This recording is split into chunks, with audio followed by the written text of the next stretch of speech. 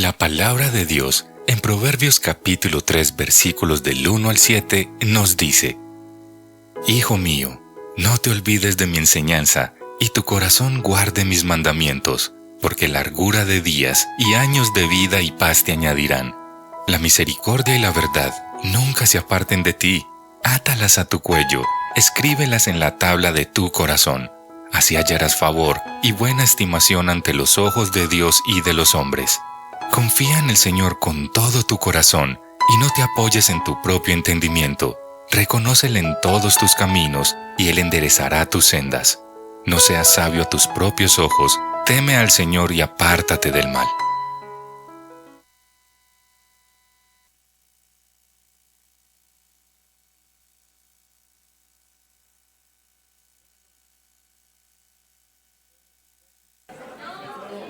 No puedo escucharme a mí mismo siquiera. Ahora sí.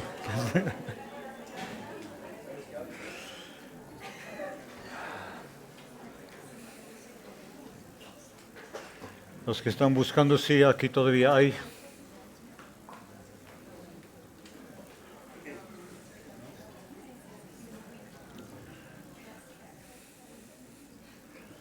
Bien, hermanos, ya saben, ya se dijo hace 8 días que estamos terminando la serie sobre Romanos. Desde febrero hasta septiembre hemos estado estudiando la epístola y a alguien se le ocurrió de que sería bueno terminar con un repaso de toda la epístola. Entonces, por favor, sacar papel y lápiz. Hacemos un test, a ver cuánto recuerdan. Quiero invitarles a mirar el capítulo que vimos la semana pasada. ¿Recuerdan cuál era? Romanos 16. Muy bien, nosotros vamos a mirar el capítulo siguiente, por favor.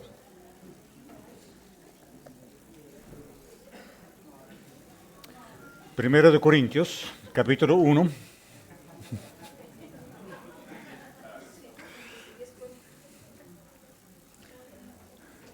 A ver si aparece ahí también. Unos versículos de Corintios que de hecho nos ayudan a enfocar el tema en Romanos. Primero de Corintios, capítulo 1, no más los primeros 2 versículos, el saludo de Pablo. Pablo, llamado a ser apóstol de Jesucristo por la voluntad de Dios, y Sóstenes, nuestro hermano, a la iglesia de Dios que está en Corinto, a los que han sido santificados en Cristo Jesús, llamados a ser santos, con todos los que en cualquier parte invocan el nombre de nuestro Señor Jesucristo, Señor de ellos y nuestro.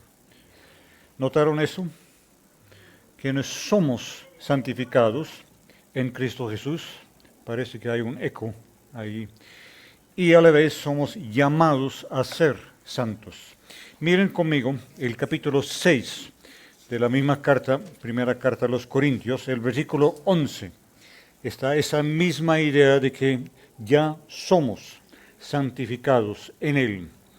Capítulo 6, versículo 11, y esto: eran algunos de ustedes, pero fueron lavados, pero fueron santificados, pero fueron justificados en el nombre del Señor Jesucristo y en el Espíritu de nuestro Dios.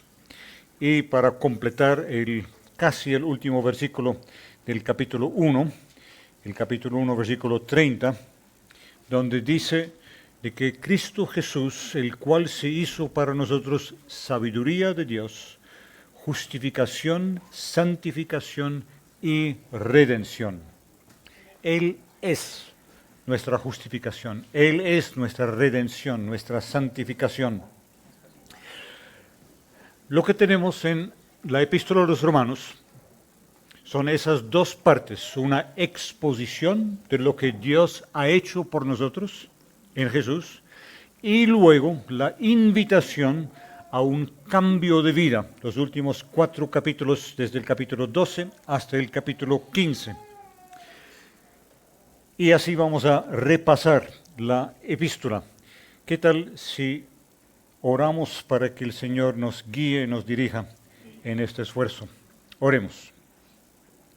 Padre Celestial, queremos rogarte de que tú nos hables en esta mañana, de que tú abras tu palabra y que tú abras, Señor, nuestro corazón y nuestra mente para recibir tu palabra, para ser cambiados por tu palabra.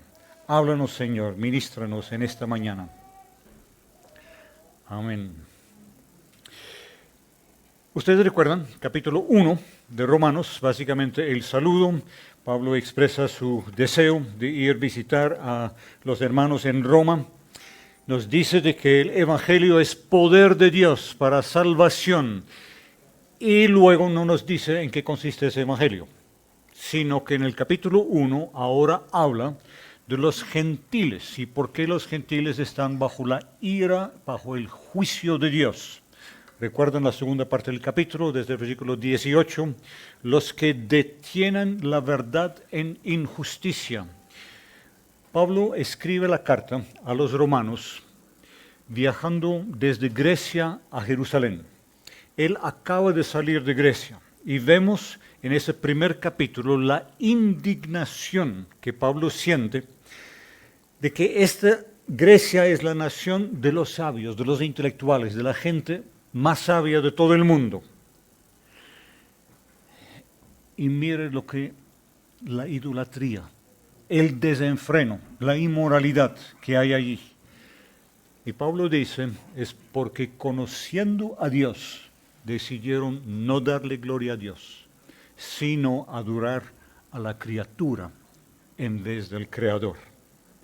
Y dice cómo Dios los ha entregado a deshonrar a sus cuerpos, a meterse en una inmoralidad antinatural, y los ha entregado una mente perversa, depravada. En el capítulo 2, a primera vista, parece que Pablo está continuando el argumento. De hecho, nos damos cuenta en el capítulo 2, a mitad del capítulo, de que hay un cambio de rumbo. Pablo en el capítulo 2 está hablando de los judíos. Judíos que hubieran estado perfectamente de acuerdo con Pablo en la denuncia del capítulo 1 sobre los gentiles idólatras. Y ahora Pablo se dirige a ellos. Eres inexcusable, tú que juzgas a otros y haces lo mismo. Está hablando de los judíos y todo el capítulo muestra que los judíos están juzgando a los gentiles, y no solamente a gentiles no creyentes, sino a gentiles cristianos, aquellos que tienen la ley escrita en su corazón. Los rechazan, ¿por qué? Porque no tienen la circuncisión. Pablo habla del judío que se jacta en Dios, se jacta en tener la ley, se piensa guía de los ciegos. Él sí lo tiene todo, él tiene las respuestas. Y Pablo dice, tú que enseñas no robar, ¿robas? Tú que enseñas no cometer adulterio, ¿adulteras? Ahora, Pablo ahí en el capítulo 2 no está hablando de sus compatriotas, de la gente de su tiempo, él está sencillamente apuntándoles a las Escrituras. El Antiguo Testamento revela cómo es que este pueblo, escogido por Dios, liberado por Dios, Dios les entregó una tierra prometida, no cumplió. No pudo con esta ley. Ellos que se jactan de la ley, por todas las Escrituras están condenadas como un pueblo que no pudo, que no cumplió. Y así llegamos al capítulo 3, donde Pablo ahora afirma lo que suena escandaloso: no hay diferencia. No hay diferencia entre el judío con que ni ha escuchado de la ley, que ni se preocupa por eso. Ambos están bajo la condenación de Dios.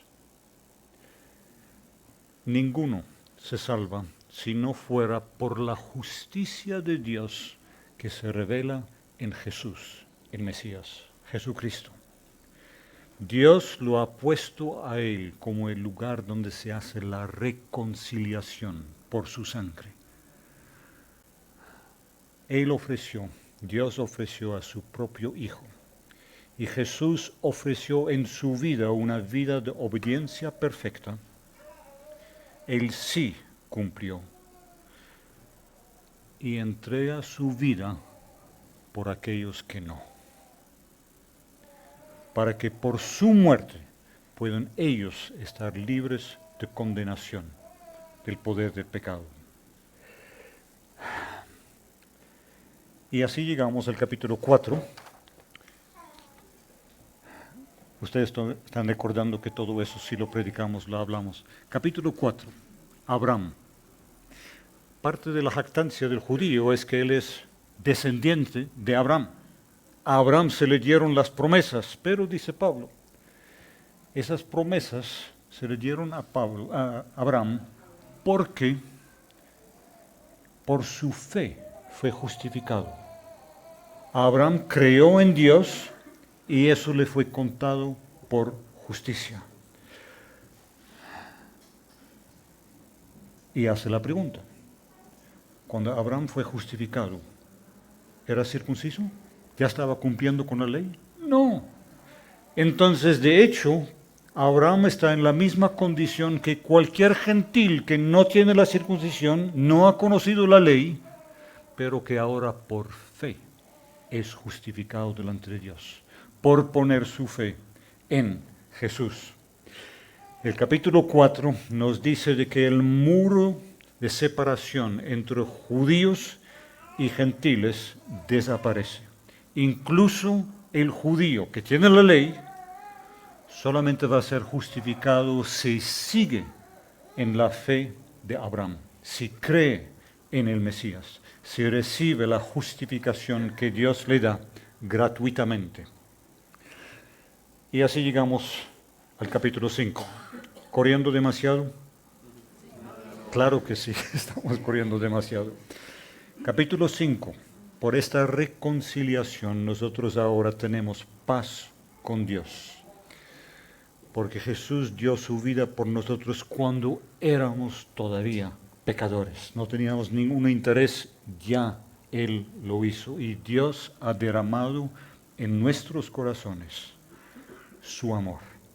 Ha derramado, ha puesto en nosotros su Espíritu Santo para cambiarnos.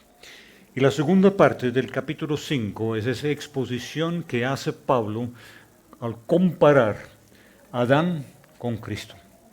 Lo que aquí se mal-logró, aquí se soluciona, se arregla, se pone derecho otra vez. Por un hombre entró el pecado y entró la muerte. Y ahora por un hombre vino la solución al problema del pecado y la resurrección de la muerte. Una historia que da Pablo allí, terminando con la pregunta, entonces, si esta es la situación, ¿por qué la ley? Y dice Pablo, la ley se agregó para poner de manifiesto el pecado. ¿Sí? El judío normalmente mira la ley como un gran regalo de Dios. Pablo ahora, que es cristiano, lo mira con nuevos ojos. Está mirando las escrituras del Antiguo Testamento y se da cuenta lo que las escrituras nos muestran es el problema del pecado. Para eso sirvió la ley. Pecado ya está desde Génesis 3. La ley sirve para ahora mostrar por antonomasia qué es el pecado. Tengo competencia. Y toda la historia de Israel en el Antiguo Testamento revela que este pueblo, con todas las ventajas, con todas las promesas, con todas las advertencias y juicios, no puede, no es capaz. Dice Pablo, la ley se agregó para dar a conocer el pecado, para que abundara el pecado. Y donde abundó el pecado, abundó más aún la gracia. Y eso lleva a la pregunta con que empieza el capítulo 6. Alguien pregunta, bueno, si el pecado resalta la gracia, entonces sigamos pecando. Y ustedes ya conocen la respuesta de Pablo, ni pensarlo. Pero la respuesta que da Pablo es bien curiosa. ¿Cómo van a seguir viviendo el pecado si están muertos? ¿Cómo me dijo Pablo? ¿Si estamos muertos? Sí. Cuando ustedes piensan en la palabra justificación, la imagen que tienen en la mente es ustedes y yo en el banquillo de los acusados en una corte de justicia. La sentencia va a ir en contra nuestra, pero viene alguien que se ofrece para tomar nuestro lugar y recibir nuestra condenación en su persona. Justificación. Pero Pablo aquí utiliza otra ilustración para ayudarnos a entender lo que significa ser justificados en Cristo. Él dice, cuando usted y yo, como creyentes, somos bautizados en la muerte de Cristo. Hay una identificación, una unión del creyente con Cristo. Estamos en Él. Con Él hemos muerto, somos sepultados. Con Él resucitamos a una vida nueva. La ilustración de la unión con Cristo. Y vamos a ver en el capítulo 7 la importancia que eso tiene. Porque en el capítulo 7, ahora Pablo dice, eso de haber muerto con Cristo, y noten por favor que esa idea ya lo encontramos en Gálatas 2, versículo 20, Pablo nos dice, con Cristo he sido crucificado, ya no soy yo el que vive, sino que Cristo vive en mí. Y en Gálatas Pablo no lo explica, no lo amplía. Aquí en Romanos capítulo 6 nos da el argumento completo. Y en el capítulo 7 dice, esa muerte con Cristo en la cruz significa que hemos muerto a la ley. Y da la ilustración de una esposa, obviamente mientras el esposo está con vida, está unido con él en matrimonio, pero cuando muere, ya ella está ahora en libertad. Y Pablo dice, esa es la posición del creyente. La ley ya no rige, lo que había dicho en el capítulo 6, ya no estamos bajo el régimen de la ley, sino bajo la gracia. El capítulo 7 es un capítulo muy debatido entre comentaristas. Creo que lo que Pablo está diciendo es esto. Hemos muerto a la ley. Por favor, ahora como creyentes, no intenten cumplir con la ley. Y uno puede ver, podría ser una cosa obvia. Bueno, ahora yo tengo a Jesús, ahora sí voy a poder cumplir. Pablo dice, si lo intentas vas a fracasar. Lleva a la derrota. Tú vas a sentirte el hombre más miserable. Y dice Pablo en el capítulo 7, ese es el núcleo del capítulo 7, la ley está para manifestar el pecado. Ese pecado que hay en mí, la ley lo pone de manifiesto. Si tú intentas vivir según eso, lo único que te va a mostrar es tu pecaminosidad. Y así llegamos al capítulo 8, porque lo que Pablo dice allí es aquello que la ley no pudo hacer, porque era débil por la carne, no la carne de la ley, la carne mía, por mi pecado. Eso Dios lo ha hecho por la cruz de Cristo. Y en el capítulo 8 nos dice, para el creyente la tarea no es vivir según la ley. La tarea es dejarse llevar por el Espíritu Santo, ser guiado por el Espíritu Santo. Y eso implica una vida nueva. Eso implica cambio. En los últimos capítulos, del 12 al 15, ahí profundiza más cómo va a ser esa vida nueva. Y el final del capítulo 8, la segunda parte, es donde Pablo expone el problema de vivir con sufrimiento, con tribulación. Es una de las cosas en que nosotros difícilmente nos identificamos con los creyentes del primer siglo. Para ellos, hacerse cristiano, aceptar al Señor Jesús, significaba sufrir. No de que las autoridades los iban a perseguir, eso viene un poco más adelante. Sus vecinos. ¿Por qué? Porque el nuevo creyente ya no está asistiendo a los templos, ya no está presentando los sacrificios a los dioses de la ciudad. este nuevo creyente es un subversivo, porque la paz de la ciudad depende de mantener felices a los dioses.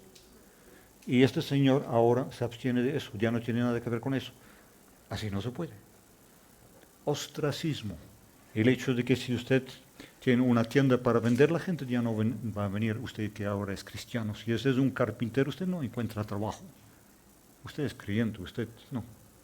Está ahí sufrimiento. Miren la lista que Pablo da en el capítulo 8, versículo 35, si tienen la Biblia abierta. Tribulación, angustia, persecución, hambre, desnudez, espada. Para Pablo, la vida normal del creyente. Pero Pablo dice, los sufrimientos de este tiempo presente no son dignos de ser comparados con la gloria que nos ha de ser revelada. Y termina el capítulo con un canto de victoria. Somos más que vencedores. Y ustedes en su mente automáticamente hacen el brinco porque el Señor nos libera. No es lo que Pablo dice. Pablo dice que somos más que vencedores en medio de la tribulación, en medio del sufrimiento. Ser creyente en ese entonces era algo costoso, algo difícil. ¿Sí? Los capítulos 9 al 11 son los capítulos donde Pablo trata de una pregunta que para él personalmente es de mucho peso. ¿Qué pasó con Israel? ¿Qué pasó con los judíos? ¿Qué pasó con la descendencia de Abraham según la carne? A Pablo le duele. ¿Cómo es posible de que el mismo pueblo de Dios rechaza al Mesías que viene en cumplimiento de las profecías y lo crucifican? Y en estos capítulos, Pablo percibe de que de hecho el rechazo por parte del pueblo de Dios, por parte de los judíos de su Mesías, redundó para bendición de los gentiles. El rechazo de ellos llevó a la proclamación a los gentiles. Su endurecimiento ha significado prosperidad de bendición para los gentiles. Y Pablo dice también en Romanos 11, este endurecimiento de los judíos ahora no es la palabra final. Dios va a tener misericordia. Pablo no dice cómo, ni cuándo, nada, pero ahí dice, la cosa no termina con este endurecimiento. Y así llegamos a los 4 capítulos, desde el capítulo 12 en adelante, donde Pablo profundiza en la nueva conducta del creyente.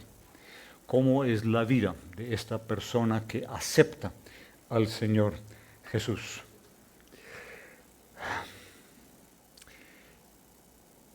Yo no sé, ustedes han escuchado hablar de la escuela de santidad. Es un concepto que escuchamos en el tiempo de la Reforma Protestante. Tanto Lutero como Calvino hablan de que el matrimonio y la familia son escuelas de santidad para el creyente. ¿Por qué? Porque es ahí donde usted aprende a vivir para el bien de otra persona. ¿Sí? El muchacho que está aquí está pensando en casarse y quiere casarse porque yo no puedo vivir sin ella, etcétera, etcétera. No se case. El muchacho que está en el punto donde dice, yo quiero vivir el resto de mi vida para hacerla feliz. De pronto, sí. Escuela de santidad. Curioso que para Lutero, para Calvino es el matrimonio. Si ustedes se dieron cuenta en la lectura, el estudio de estos 4 capítulos, del 12 al 15, para Pablo, la iglesia es la escuela de santidad. Es en la iglesia, en las relaciones mutuas dentro de la iglesia, que aprendemos a vivir esa nueva vida cristiana. Pero hay algo muy raro con esos capítulos. La primera parte de la carta, los primeros 8 capítulos, Pablo ha dicho vez tras vez, la ley no, ya no estamos bajo la ley. Y Pablo ahora vas a empezar a hablar otra vez de la conducta, de reglas, de cómo debemos vivir. ¿No es inconsistente? ¿No hay aquí una contradicción? ¿Qué es lo que está pasando? ¿Estás obsesionado con la ley de todas maneras? Y ahora vas a... El solo hacer la pregunta nos ayuda a entender que lo que Pablo dice en esos capítulos, y no apenas aquí, sino en todas sus cartas, las orientaciones que Pablo da, las exhortaciones en cuanto a la nueva vida cristiana, no son una nueva ley. No es una lista de reglas de que ahora esto es lo que significa ser cristiano. Usted debe cumplir con todo eso. Entonces la pregunta es, ¿de qué se trata? ¿Qué es lo que Pablo está haciendo? En parte, lo que Pablo hace aquí es una reeducación. Está hablando a gente que viene de un contexto pagano, gentil. Ellos no tienen la menor idea de qué es eso de una vida diferente. Es una reeducación. Pablo habla allí en Romanos capítulo 12, el versículo 2, de una renovación de la mente, una nueva forma de pensar. Es de eso que tratan estos capítulos. Y vemos aquí en estos capítulos que hay algo donde el Nuevo Testamento continúa un hilo que viene del Antiguo Testamento. En el Nuevo Testamento también vemos que Dios está buscando un pueblo que refleje el carácter de su Dios, que revela ante las naciones cómo es Dios. Sed santos porque yo soy santo. La misma cosa se repite en 1 de Pedro capítulo 1, sed santos porque yo soy santo. Dios busca un pueblo que refleje el amor de Dios a los demás. Y otra cosa que vemos aquí en Pablo es que Pablo sencillamente les está diciendo a esos nuevos creyentes ser consecuentes, ser consistentes. Por favor, saquen las conclusiones lógicas. Capítulo 6. Han muerto con Jesús en la cruz. Vivan ahora como muertos. Considérense muertos al pecado. ¿Sí? Ustedes arrepintieron de su mala conducta, de todos sus pecados y todo. Sigan arrepintiéndose.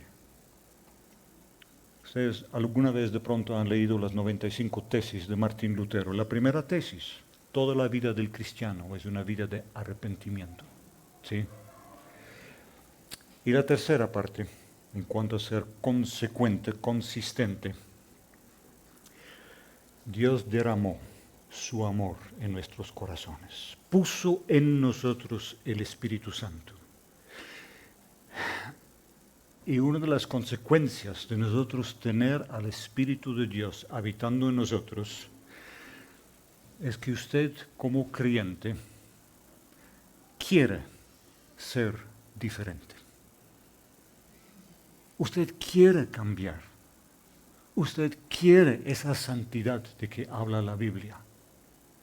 Nuestro problema es que esa voz del Espíritu Santo no es la única voz que hay ahí adentro. Hay otras voces que reclaman nuestra atención.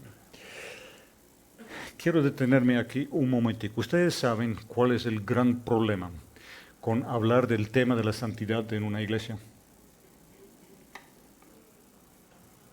Cada persona aquí está en un punto distinto en su vida cristiana, en su caminar con el Señor.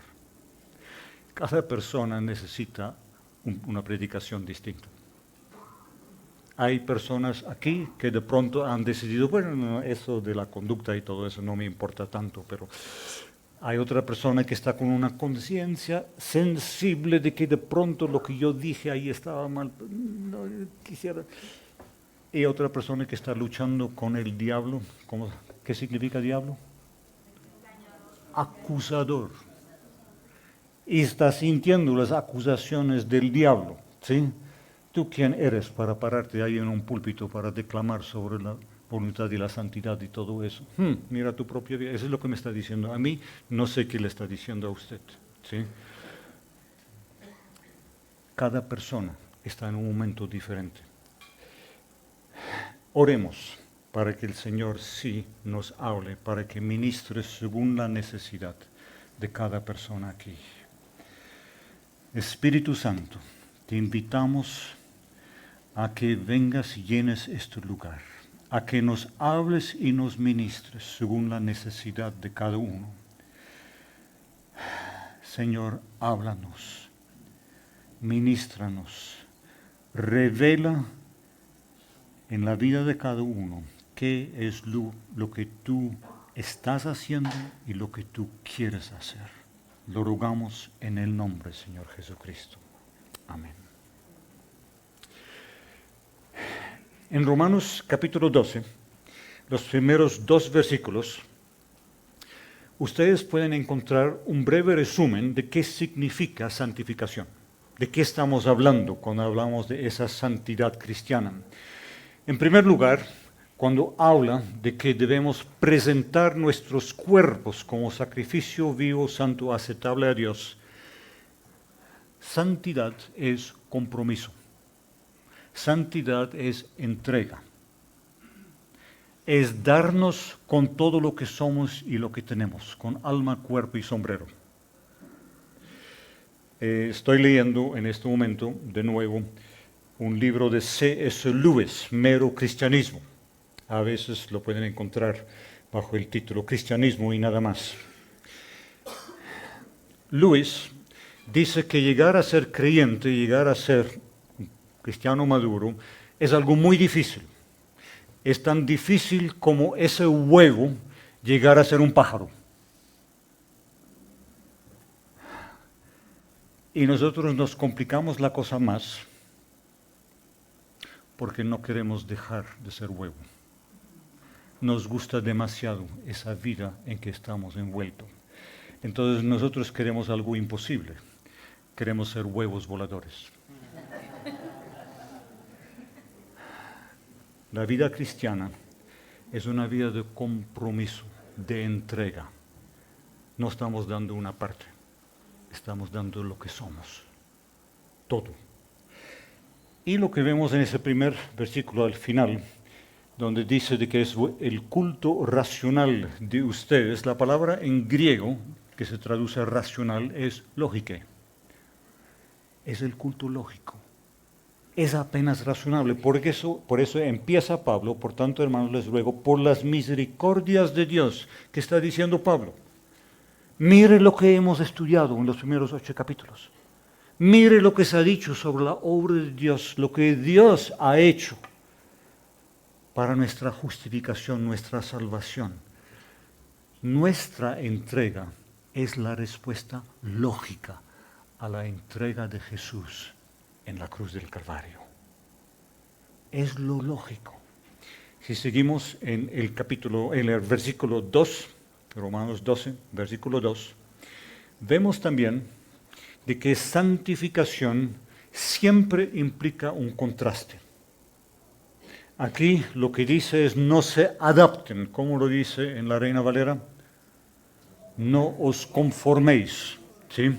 Literalmente lo que Pablo está diciendo es no sigan el molde del mundo alrededor, del contexto en que estamos.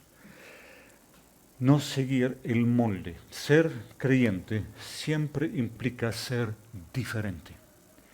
Y esto tiene por implicación de que necesitamos pasar por una renovación de la mente, una nueva forma de pensar. Las cosas que aprendimos a través de la vida, por la experiencia, por lo que nos enseñaron, etcétera, etcétera, hay que cuestionarlo. Hay que ahora, desde la perspectiva del Evangelio, evaluar si realmente eso es correcto, si debemos seguir por eso o no, o si debemos rechazar eso, dejarlo atrás. renovación de la forma de pensar.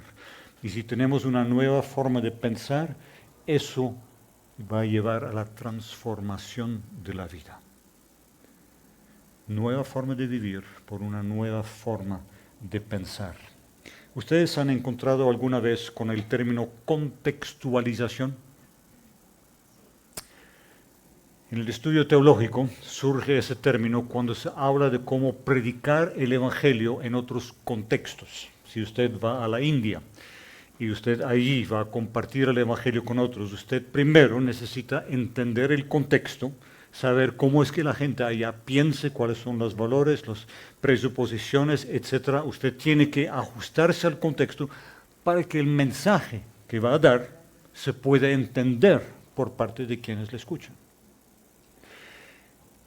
Y de hecho, con esa pregunta de contextualización, la pregunta clave es la pregunta: ¿qué significa en este contexto ser santo? Ser diferente. Cuando miramos el Nuevo Testamento, nosotros podemos ver cómo en el primer siglo es que estaban las implicaciones. ¿Qué significaba ser creyente? Significaba abandonar a los ídolos, a los dioses, a los templos. Significaba sufrir. Significaba tribulación. Significaba persecución. Significaba de que uno se declaraba ciudadano de otro reino. Tenía otro rey. El cristiano aquí en este mundo se somete a las autoridades, pero su rey es otro. El cristiano en esa cultura es un subversivo. Tiene una lealtad diferente al mundo alrededor. Y vemos por las cartas de Pablo cuánto se necesita enseñar sobre el tema de la santificación en cuanto a temas sexuales. Por ejemplo, 1 Corintios, capítulo 6, donde Pablo habla de la inmoralidad sexual. 1 Tesalonicenses, capítulo 4. En la cultura en que Pablo se encuentra, la cultura pagana, gentil, hay muchas cosas que para la gente ellos tienen esa forma de hacerlo. Ahora tiene que cambiar su forma de pensar. Yo les pregunto, ¿qué tal el contexto en que estamos hoy? Tribulación ya podemos dejarla a un lado. Para nosotros la vida cómoda. Eso es todo. Sí.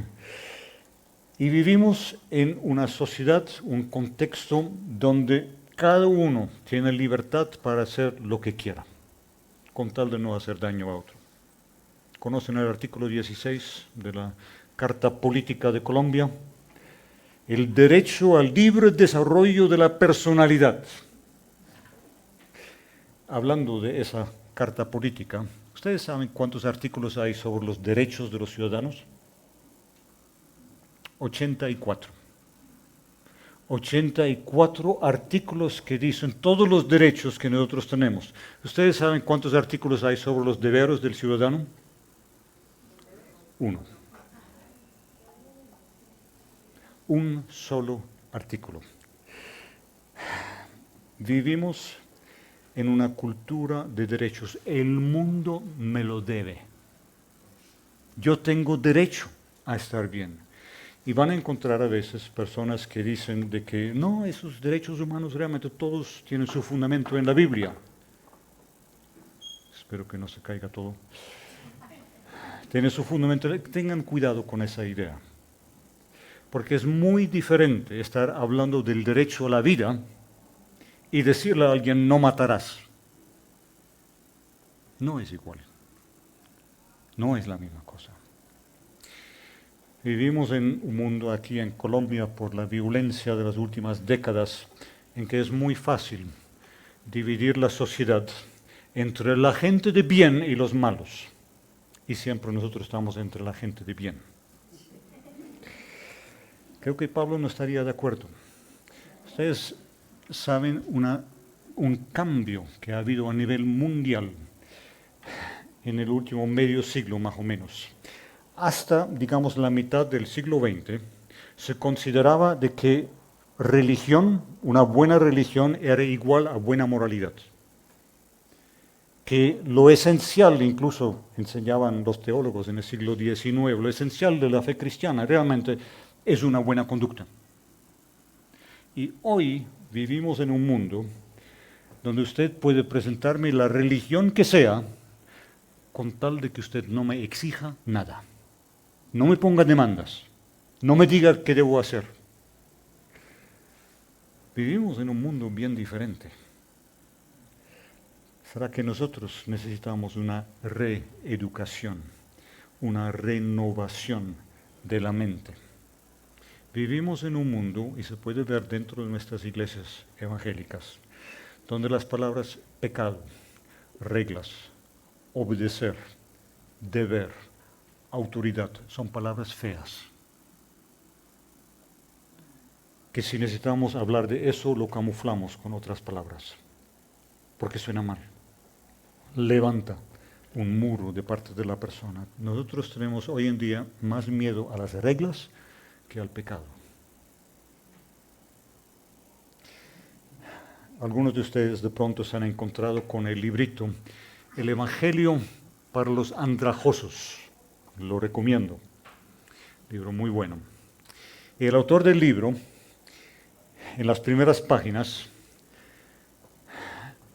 cuenta una anécdota.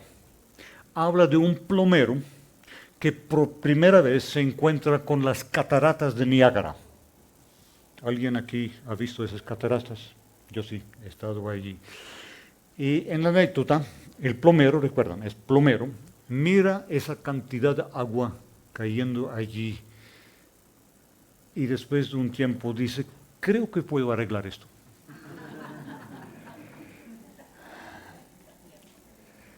Así somos los creyentes con el tema del pecado.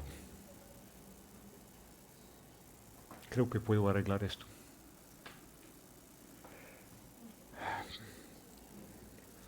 La mejor evidencia es el legalismo que estamos viendo en tanta iglesia cristiana. Aquí está la lista. Cumple con eso, eres un buen cristiano. Estás cumpliendo. Aquí está la lista. Haz esto, el Señor te va a bendecir. Es un poco diferente a un evangelio que nos invita a reflejar ante el mundo el amor de Dios. Ser canales de su amor y tratar de asegurarnos de que no haya impedimentos, obstáculos en ese canal que detengan el flujo. ¿Por qué es que nos cuesta enfrentar la realidad del pecado? Algún día, yo espero, si podemos ir a Santiago capítulo 1, espero predicarles un sermón sobre Santiago capítulo 1, donde el tema, y para ustedes va a venir como algo que nunca habían visto, el tema de Santiago es el autoengaño. En el versículo 7, amados hermanos, un poco antes de eso, versículo 7, por favor. Eso. No piense, pues, ese hombre. Y si vamos al versículo 13 es, no diga, que nadie diga, versículo 13. Y después, ya explícitamente en el versículo 16, amados hermanos míos, no se engañen. Versículo 22, sean hacedores de la palabra y no solamente oidores que se engañan a sí mismos. Versículo 26, si alguien se cree religioso pero no refrena su lengua, sino que engaña a su propio corazón, el autoengaño. ¿Cómo nosotros nos engañamos a nosotros mismos? Yo conocí a alguien, estamos hablando de los años 80, 90, estaba hablando con alguien de muy buenos ingresos, estaba muy bien económicamente, y me dijo que él era pobre. Y yo le dije, ¿cómo así? Y era pobre porque no tenía la riqueza de los Santo Domingo o de esas grandes familias económicas en Colombia. Y hacemos lo mismo con el pecado. No soy tan malo como él. La Biblia nos dice que el pecado muchas veces para nosotros resulta invisible. Hay un texto en el Salmo, Salmo 19, el versículo 12. ¿Quién puede discernir sus propios errores? Absuélveme de los que me son ocultos. Nosotros mismos no lo vemos. La persona que está a su lado lo ve claramente, lo puede decir con una palabra. Usted mismo no lo está viendo. Salmo 139, versículo 23 y 24. Escudriñame, oh Dios, conoce mi corazón, pruébame y conoce mis inquietudes y ve si hay en mi camino malo. Guíame en el camino eterno. Necesitamos la ayuda de Dios para que nos revele cuáles son las cosas que andan mal, que necesitan cambiar. Y tenemos la práctica de camuflar el pecado. ¿Ustedes han encontrado con la frase el esposo ventilador?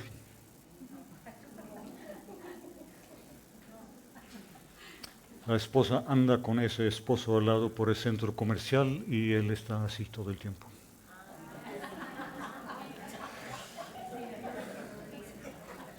Mirando a todas. Estaba hablando la semana pasada con alguien que me estaba expresando, yo me siento tan frustrado cuando hablé esto. Y yo le dije, pero te das cuenta que esto es ira, enojo, estás enojado. ¿Sí? Cuando nosotros le decimos, pero quiero compartirte esto para que estés orando, es chisme, es calumnia. La Biblia llama eso atentar contra la vida del prójimo. Camuflamos el pecado. Tratamos de encontrar la forma de disfrazarlo. Quiero sugerirles algo, y es que miremos el pecado como una oportunidad. Suena a herejía, ¿no es cierto? Ahora sí, todos están despiertos. Ustedes ya descubrieron, los que llevan tiempo de caminar con el Señor, que es con el tiempo que uno va descubriendo el problema del pecado dentro de uno. Cuando apenas llega al Señor, hay algunas cosas que uno saca de la vida, que ya no va a hacer más, etc. 5 años más tarde se da cuenta, no, el problema es un poco más profundo. 10 años más tarde, ¿sí hay esperanza? ¿Sí hay remedio? ¿Sí habrá alguna forma de vencer esto? Tim Keller, en una de sus predicaciones, dice de que es solamente al conocer la gracia de Dios en el Evangelio que podemos ser honestos con nuestro propio pecado. Es por saber que Dios me ama, que Dios por Cristo me justifica, me recibe como hijo suyo, que ahora puedo enfrentar la realidad de lo que hay ahí adentro. La persona que trata de hacerlo por cuenta propia, que no conoce la gracia de Dios, se destruye. No puede enfrentar eso. El pecado como oportunidad. Con las cosas con las que usted está luchando, ¿por qué no hacerse la pregunta cuáles son las raíces que hay detrás de ese pecado? La mayoría de nosotros fuimos víctimas del pecado de otros antes de empezar nuestra propia carrera en el pecado. Sufrimos abuso, injusticia, diferentes cosas, y la forma como reaccionamos frente a ese dolor muchas veces son las razones por qué hay ciertos pecados tan arraigados dentro de nosotros. Es por causa de lo que sufrimos que armamos mecanismos de defensa. No me voy a volver a ser vulnerable. y uno se vuelve indiferente.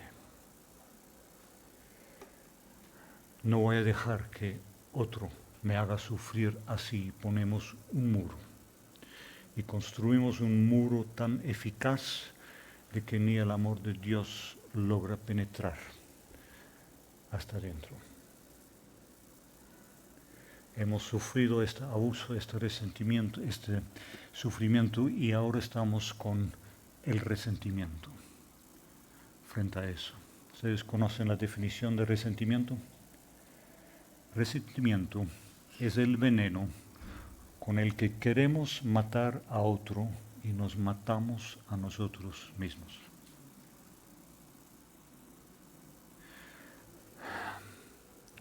El pecado, si usted se detiene y delante del Señor cuestiona, profundiza, el pecado puede ayudarle a descubrir el camino a la sanidad y a la santidad. Y lo curioso es que ustedes y yo preferimos clamar día tras día por aquel pecado que conocemos en nosotros mismos, mal genio, pornografía, ponga usted su pecado favorito. Clamamos a Dios todos los días para que Él nos libere de esa esclavitud. Y es más fácil eso que pedirle a Dios entrar a los rincones oscuros de la vida, a pedirle que toque ese dolor que hemos tapado por tanto tiempo. Nosotros vivimos detrás de una fachada. Procuramos a los demás mostrar esa fachada de una vida de éxito, prosperidad, éxito en el negocio, en la profesión, de familia feliz, matrimonio feliz, de persona muy espiritual. Y ponemos la fachada para que nadie pueda ver el pequeño teíto desnudo, temblando de miedo que hay por dentro.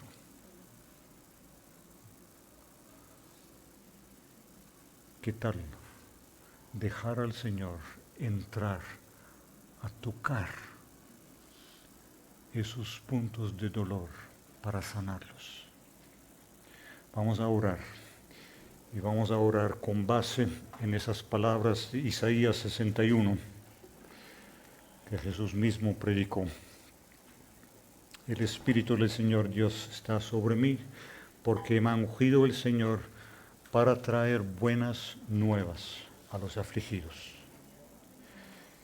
Me ha enviado para vendar a los quebrantados de corazón, para proclamar libertad a los cautivos y liberación a los prisioneros, para consolar a todos los que lloran. Oremos.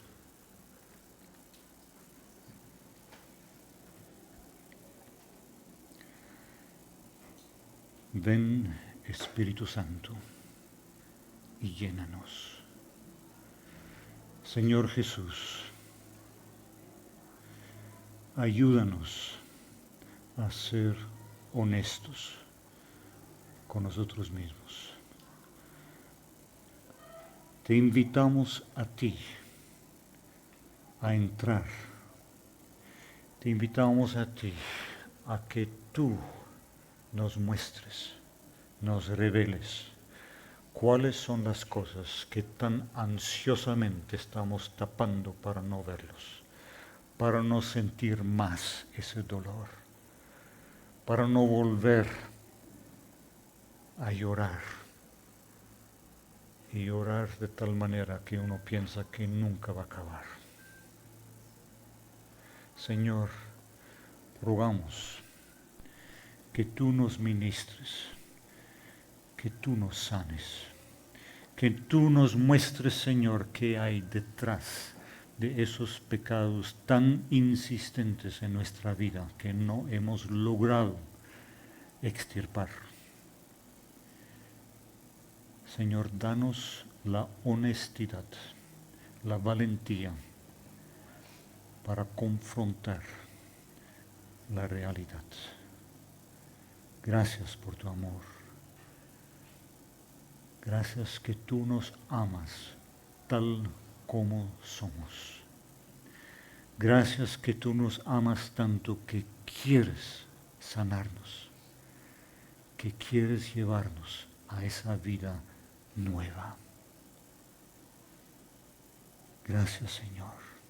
Ayúdanos en esa búsqueda por entender qué estás haciendo, qué quieres hacer y qué hay detrás del pecado que nos acecha. Lo rogamos en el nombre, Señor Jesucristo. Amén.